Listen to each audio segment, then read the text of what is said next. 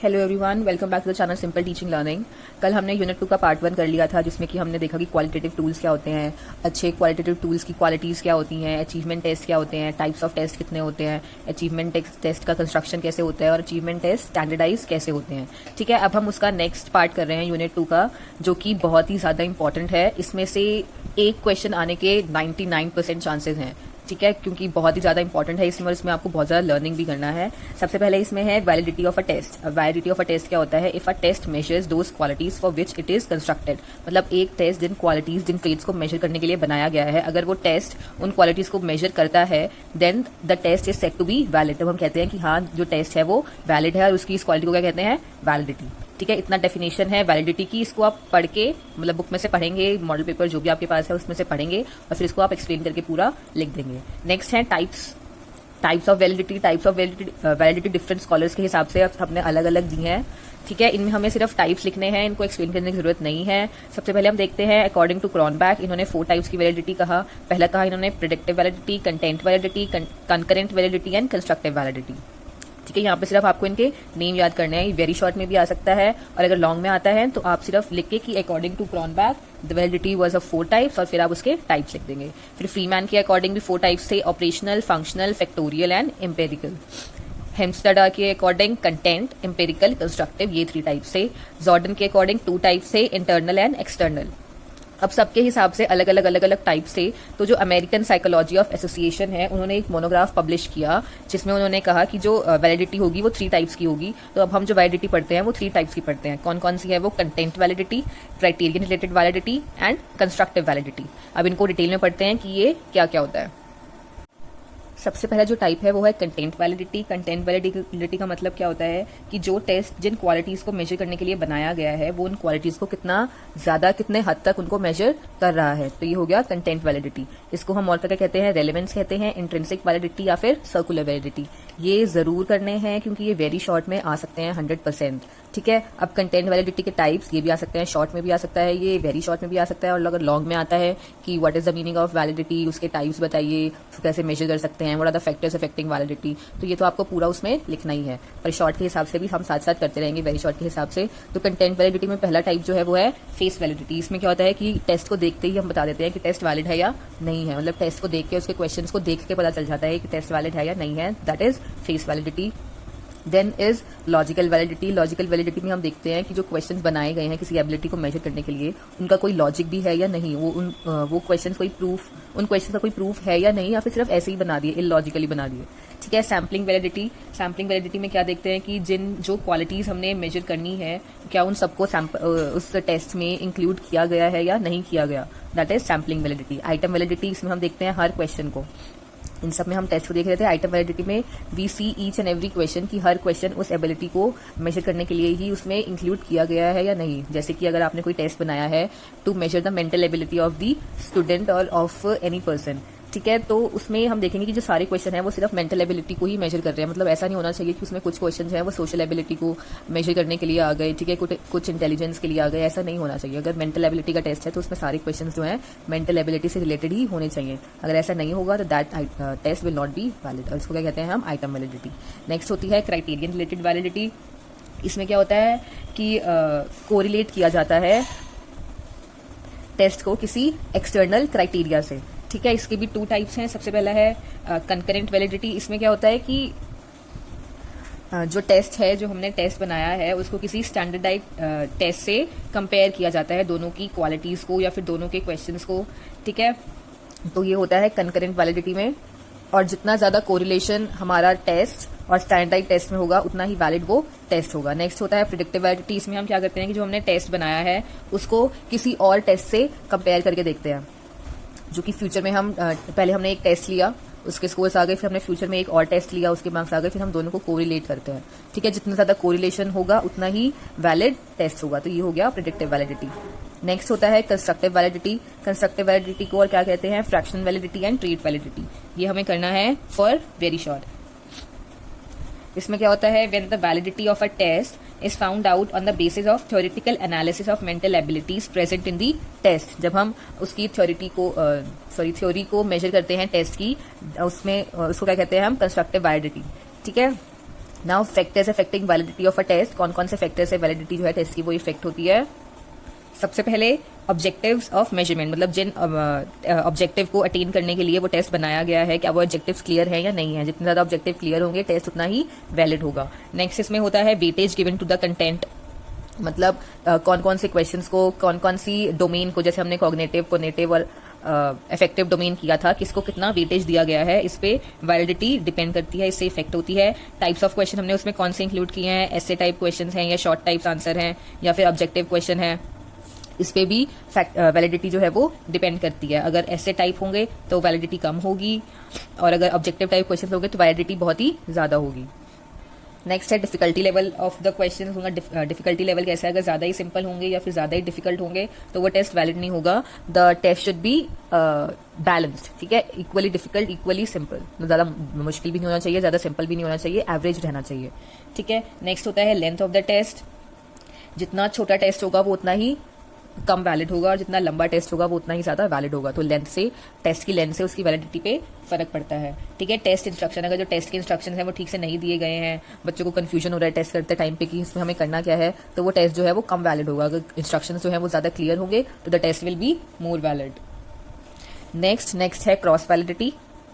Cross validity में क्या है, मान लीजिए आपने एक टेस्ट बनाया 10 ईयर्स एगो, आपने एक टेस्ट बनाया, उस टाइम पे आपकी थिंकिंग एबिलिटी कुछ और थी, सोसाइटी की थिंकिंग कुछ और थी। अगर आप उसी टेस्ट को आज कराते हैं तो उसकी वैलिडिटी जो है वो हमें वो चेंज हो जाएगी, हमें अपनी थिंकिंग को चेंज करना पड़ेगा, उसमें सोसाइटी की नीड्स को चेंज करना पड़ेगा। तो वो टेस्ट जो 10 ईयर्स एगो वैलिड था वो अब वैलिड नहीं होगा। तो उसे वैलिड बनाने के लिए हमें जो उसमें चेंजेस करने पड़ेंगे, दैट इज क्रॉस वैलिडिटी, ठीक है। When the validity of a test is found out with the new sample in the present circumstances, then it is called cross validity, ठीक है। जब पुराने बनाए हुए टेस्ट को नई सैंपल पे, नए पॉपुलेशन पे टेस्ट करना होता है तो वो होता है वैलिड जनरलाइजेशन। जब नए पुराने बनाए हुए टेस्ट को दोबारा से हम नए क्राइटेरिया से बनाते हैं और नई पॉपुलेशन पे टेस्ट करते हैं, दैट इज वैलिडिटी एक्सटेंशन, ठीक है। ये समझ आ गया आपको।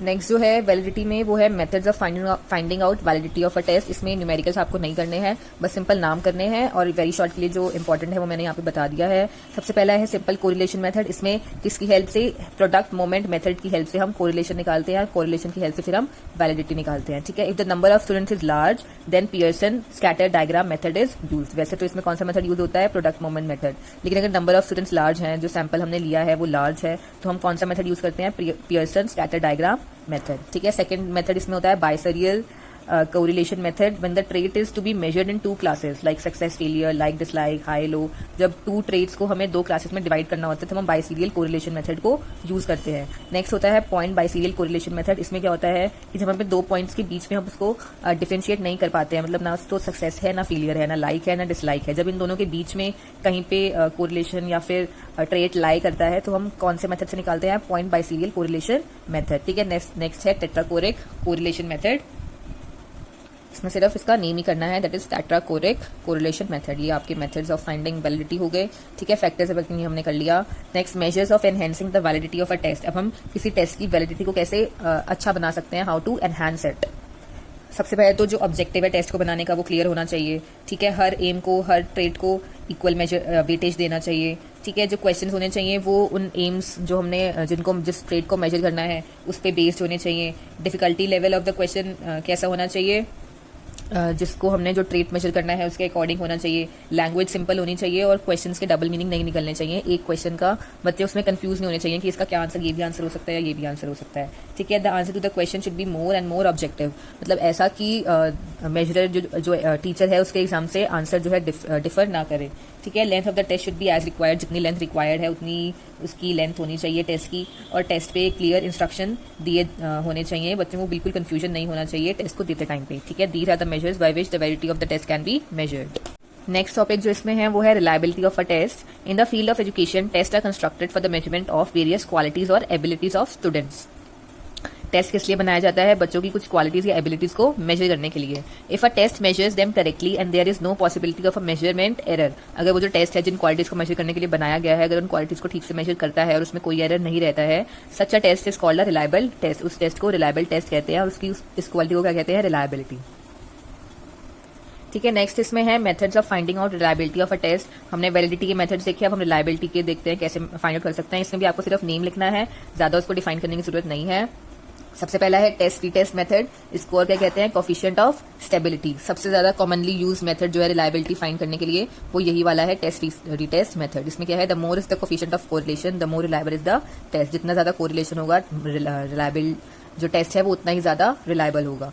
नेक्स्ट है parallel form method, also called coefficient of equivalence. जो ऑल्सो कॉल्ड वाले हैं ये वेरी शॉर्ट में आ सकते हैं, ठीक है। पैरेलल फॉर्म मेथड को क्या कहते हैं, कोफिशिएंट ऑफ इक्विवेलेंस। नेक्स्ट है स्प्लिट हाफ मेथड। इसमें क्या होता है कि जितने भी टेस्ट के आइटम्स हैं उनको दो पार्ट्स में डिवाइड कर दिया जाता है और फिर उनका कोरिलेशन निकाला जाता है। ये इसमें एक इंपॉर्टेंट फॉर्मूला है, स्पीयरमैन ब्राउन प्रोफेसी फॉर्मूला। इसमें क्या है, R11 is equals to 2R half upon 1 plus R half. ठीक है, R11 क्या है, रिलायबिलिटी ऑफ होल टेस्ट, पूरे टेस्ट की रिलायबिलिटी। और R हाफ क्या है, रिलायबिलिटी ऑफ हाफ टेस्ट, आधे टेस्ट की रिलायबिलिटी कितनी है। फिर उस पूरे को मतलब आधे आधे की रिलायबिलिटी निकाल के पूरे टेस्ट की हम रिलायबिलिटी निकाल सकते हैं, ठीक है। नेक्स्ट मेथड है मेथड ऑफ रेशनल इक्विवेलेंस। इसको और क्या कहते हैं, कोफिशिएंट ऑफ इंटरनल कंसिस्टेंसी, या फिर इसे कहते हैं कुडर रिचर्डसन मेथड। ठीक है, ये याद करना है आपको, इंपॉर्टेंट है।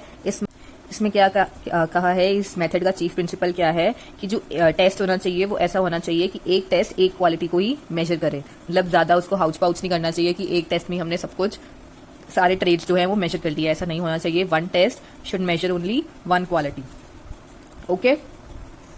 नेक्स्ट है इसमें factors affecting the reliability of a test. कौन कौन से फैक्टर्स अफेक्ट करते हैं रिलायबिलिटी को। सबसे पहले तो लेंथ ऑफ द टेस्ट, जितना ज्यादा लंबा टेस्ट होगा उतना ज्यादा वो रिलायबल होगा, ठीक है। नेक्स्ट है होमोजेनिटी ऑफ द टेस्ट, मतलब अगर एक ही क्वालिटी के क्वेश्चन होंगे तो टेस्ट जो है वो ज्यादा रिलायबल होगा रेदर देन डिफरेंट टाइप के क्वेश्चन होने से, ठीक है। Next discriminating power of the test, जो हमने क्वालिटी मेजर करनी है उसके बेसिस पे वो स्टूडेंट्स को डिफरेंशिएट कर पाए अलग अलग क्लास में, ठीक है। तो अगर वो ऐसा कर पाएगा that will be more reliable. Level of difficulty of the test, मतलब ज्यादा मुश्किल भी नहीं होना चाहिए, ज्यादा सिंपल भी नहीं होना चाहिए, the test should be average, ठीक है। ऑब्जेक्टिविटी ऑफ द टेस्ट पे डिपेंड करेगा कि जितने ज्यादा ऑब्जेक्टिव क्वेश्चन होंगे उतना ज्यादा ही रिलायबल टेस्ट होगा, ठीक है। ये हो गए आपके factors affecting reliability of a test. अब इसमें रिलायबिलिटी में एक क्वेश्चन बनता है इस टॉपिक में, length of test and reliability, मतलब दोनों एक दूसरे पे डिपेंड करते हैं। लेंथ ज्यादा होगी तो रिलायबिलिटी भी ज्यादा होगी। इसमें एक क्वेश्चन आता है कि अ टेस्ट, मतलब ये एक एग्जांपल है, a test has 15 items and its coefficient of reliability is 0.45। एक टेस्ट में 15 आइटम्स मतलब कि 15 क्वेश्चंस हैं और उसका कोफिशिएंट ऑफ रिलायबिलिटी दे रखा है 0.45। If the length of this test is increase to 5 times, अगर इसकी जो लेंथ है मतलब 15 आइटम्स हैं, लेंथ को 5 टाइम्स बढ़ा दिया, मतलब 15 से 75 क्वेश्चन हो गए। Find its coefficient of reliability, फिर उसका रिलायबिलिटी कितना होगा। तो इसका फॉर्मूला है R1 is equal to NR upon में 1 प्लस N-1R, जिसमें कि R1 क्या है, जो हमने न्यू कोफिशिएंट ऑफ रिलायबिलिटी निकालना है। R क्या है, जो हमें पुराना कोफिशिएंट ऑफ रिलायबिलिटी दे रखा है। और N क्या है, the number by which the length is increase. यहाँ पे 5 टाइम इंक्रीज कर रही है, 2 टाइम्स भी इंक्रीज कर सकती है, 3 टाइम्स भी इंक्रीज कर सकती है, हाफ भी हो सकती है, ठीक है। तो फिर यहाँ पे हम इस फॉर्मूले में इनकी वैल्यूज रख देंगे तो हमारे पास जो है नई वाली रिलायबिलिटी आ जाएगी, ठीक है। ये मतलब क्वेश्चन जो है ये आ सकता है, ओके। इसको आप देख लेंगे। नेक्स्ट जो हमारे पास है वो है objectivity of a test. Objectivity में क्या होता है कि जो रिजल्ट जो हमने मेजर किया है, जो रिजल्ट्स आए हैं वो किसी भी पर्सनल बेसिस पे, पर्सनल ओपिनियंस पे डिपेंड ना करे। मतलब चाहे उसको कोई भी टीचर चेक कर रहा हो, उसके कैसे भी थॉट्स हो, उस पे जो है रिजल्ट डिपेंड ना करें, ठीक है। तो इसको जब ऐसा होता है तो उस टेस्ट को कहते हैं ऑब्जेक्टिव टेस्ट, और उस टेस्ट की इस एबिलिटी को कहते हैं, इस क्वालिटी को कहते हैं ऑब्जेक्टिविटी, ठीक है। जब जो टेस्ट के रिजल्ट हैं वो किसी मेजरर के ओपिनियन पे डिपेंड ना करें then the test is called to be valid, और उसकी इस क्वालिटी को कहते हैं objectivity. Now method of finding out objectivity of a test कैसे फाइंड आउट कर सकते हैं, बाय कोफिशिएंट ऑफ कोरिलेशन। बस इसका एक ही मेथड है, इसमें बस इतना ही लिखेंगे। फिर if the value of coefficient is 1 then the test will be fully objective. अगर कोफिशिएंट की वैल्यू 1 है तो टेस्ट जो है पूरा का पूरा ऑब्जेक्टिव रहेगा, ठीक है। Next factors affecting objectivity of a test, क्या कौन कौन से फैक्टर्स अफेक्ट करते हैं। सबसे पहला है फैक्टर्स रिलेटेड टू टेस्ट, मतलब कि जो क्वेश्चंस डाले हैं हमने टेस्ट में क्या वो सही से हमने डाले हैं या नहीं, क्या वो ऑब्जेक्टिव टाइप है या नहीं। जो हमने ऐसे टाइप क्वेश्चन डाले हैं क्या वो डिफरेंट लोगों पर्सन के हिसाब से उनकी जो आंसर है वो डिफर तो नहीं करेंगे, शॉर्ट आंसर में भी यही। और जो उसके इंस्ट्रक्शन है टेस्ट के वो ठीक से क्लियर किए गए हैं या नहीं, इस पर डिपेंड करेगा। दूसरा जो है factors related to the evaluator, जो उस टेस्ट को चेक कर रहा है उस पर डिपेंड करेगा, उसका पॉइंट ऑफ व्यू क्या है, उसके लाइक क्या है, डिसलाइक क्या है, वो क्या सोचता है, ठीक है। उस पर भी जो फैक्टर्स जो ऑब्जेक्टिविटी ऑफ अ टेस्ट है वो डिपेंड करेगी। Next methods of making a test objective. अब एक टेस्ट को ऑब्जेक्टिव कैसे बना सकते हैं, उसमें ज्यादा से ज्यादा ऑब्जेक्टिव क्वेश्चंस डाल के। ऑब्जेक्टिव क्वेश्चंस कैसे, ट्रू फॉल्स डाल देंगे, multiple choice, recall, matching, fill in the blanks, हमने पढ़े थे ये ऑब्जेक्टिव क्वेश्चंस के टाइप। अगर इसमें वो क्वेश्चन डालेंगे तो जो टेस्ट है वो ज्यादा ऑब्जेक्टिव बनेगा, ठीक है। और अगर ऐसे टाइप और शॉर्ट टाइप पूछने भी हैं तो वो क्वेश्चन जो है सिंपल होने चाहिए, उनका एक ही आंसर रहना चाहिए, अलग अलग लोगों के हिसाब से वो आंसर चेंज नहीं होना चाहिए। और टेस्ट के क्लियर इंस्ट्रक्शन होने चाहिए, मतलब बच्चों को पता होना चाहिए, टेस्ट पेपर पे लिखा होना चाहिए कि ऐसे ऐसे ये वाले क्वेश्चन करने हैं, the instruction should be clear, ठीक है। और ऐसे टाइप या फिर शॉर्ट आंसर टाइप जो कि चेकर के मेजरर के पॉइंट ऑफ व्यू से डिफर कर सकते हैं, उसमें क्या करना चाहिए कि हमें एक सैम्पल आंसर प्रोवाइड करवा देना चाहिए चेकर को या एग्जामिनर को या फिर जो मेजरर है उसको, ताकि उसके बेसिस पे ही वो आंसर को चेक करे, इवेल्युएट करे और रिजल्ट्स में जो है ज़्यादा डिफरेंस ना आए, ठीक है। ये हो गए methods of making a test objective. Last topic जो इस यूनिट में बचता है आपका वो है norms of a test. Norms क्या होते हैं? Norms are those amended base points of obtain scores of a test on basis of which obtain score are analyse, जिनके बेसिस पे मार्क्स को या स्कोर्स को एनालाइज किया जाता है, वो होते हैं नॉर्म्स ऑफ द टेस्ट, ठीक है। टाइप्स ऑफ नॉर्म्स कौन कौन से होते हैं? पहला होता है एज नॉर्म, जिसमें कि हम टोटल स्कोर्स का एवरेज निकाल के हम उसको एनालाइज करते हैं और स्कोर्स को, वो होता है एज नॉर्म। ग्रेड नॉर्म में क्या हो गया कि हम डिफरेंट ग्रेड्स का एवरेज निकाल के उस स्कोर को एनालाइज करते हैं, वो हो गया ग्रेड नॉर्म। परसेंटाइल नॉर्म में हम परसेंटाइल निकाल के अलग अलग टेस्ट का फिर उसको मेजर करते हैं, वो है परसेंटाइल नॉर्म। और स्टैंडर्डाइज नॉर्म में हम स्टैंडर्ड डेविएशन और मीन की हेल्प से जो हम निकालते हैं स्कोर, स्टैंडर्डाइज स्कोर, उसमें हम उसको कहते हैं स्टैंडर्डाइज स्कोर नॉर्म्स टेस्ट। ये परसेंटाइल और ये स्टैंडर्डाइज स्कोर निकालना हम आगे यूनिट्स में सीखेंगे, ओके ना। Qualities of a good norms, कौन कौन सी क्वालिटीज होनी चाहिए गुड नॉर्म में? रिसेंसी, जो मतलब जो उसके नॉर्म्स हैं, मतलब जैसे थिंकिंग है लोगों की, वो टाइम टू टाइम बदलती रहती है, पहले कुछ और थी अब कुछ और है, ऐसे ही नॉर्म्स जो हैं उसी के हिसाब से बदलते रहने चाहिए, ये फिक्स नहीं रहने चाहिए। नेक्स्ट जो है रेलेवेंस, ठीक है। मतलब कि जो नॉर्म्स हैं वो उस टेस्ट के ऑब्जेक्टिव पर डिपेंड करने चाहिए। नेक्स्ट है कंपेरेबिलिटी, वो जो नॉर्म्स हों एक टेस्ट को दूसरे टेस्ट से कंपेयर करने में भी हमारी हेल्प करें। ऐसा नहीं होना चाहिए कि इस टेस्ट के लिए हमने मेंटल एबिलिटी के लिए टेस्ट लेना है, उसके लिए नॉर्म्स, और आईक्यू लेवल का टेस्ट लेना है उसके लिए, दोनों के लिए नॉर्म्स सेम नहीं हो सकते, ठीक है। दोनों के लिए अलग अलग होने चाहिए, that they should be comparable. Next है selection of an effective norm. अब एक अफेक्टिव नॉर्म को हम कैसे सिलेक्ट कर सकते हैं? The norm should be such which can analyse the qualities और abilities of the students correctly, जो कि स्टूडेंट्स की क्वालिटीज को अच्छे से एनालाइज कर पाए, ऐसा नॉर्म होना चाहिए। The norm should be as such to enable taking correct decision about the progress of the student, जो कि स्टूडेंट्स की प्रोग्रेस के बारे में हमें सही जानकारी दे। It should be kept in view while selecting a norm that on its basis concrete prediction about the student may be made. मतलब जो कि नॉर्म सेलेक्ट करते हैं उस टाइम पर उनको ये ध्यान रखना चाहिए कि ये नॉर्म ऐसे होने चाहिए, बिल्कुल सही होने चाहिए, क्योंकि इसी के बेसिस पर हम स्टूडेंट की जो प्रोग्रेस है उसको प्रिडिक्ट करेंगे, ठीक है। The norm should be such that it should give proper guidance on the basis of analysis, मतलब जो हम एनालिसिस करें स्टूडेंट्स के स्कोर का उसके नॉर्म्स के बेसिस पे, तो फिर उसके बाद हम स्टूडेंट्स को प्रॉपर गाइडेंस प्रोवाइड करा सकें कि आपकी क्या गलती है, आप क्या उसमें इम्प्रूव कर सकते हैं, कैसा आपको करना चाहिए आगे के लिए, ठीक है। तो यहीं पे आपकी सेकंड यूनिट कंप्लीट हो गई। ये यूनिट का ये वाला पार्ट बहुत ही ज़्यादा इंपॉर्टेंट था, इसमें से एक लॉन्ग क्वेश्चन तो मेरे हिसाब से 90% बनना ही चाहिए, ठीक है। आपको अगर ये वीडियो अच्छी लगी हो, हेल्पफुल लगी हो, तो प्लीज़ इसको लाइक करें और अपने फ्रेंड्स के साथ शेयर भी करें, साथ में चैनल को सब्सक्राइब भी कर दें। तो अभी के लिए इतना ही, मिलते हैं थर्ड यूनिट में। Thank you.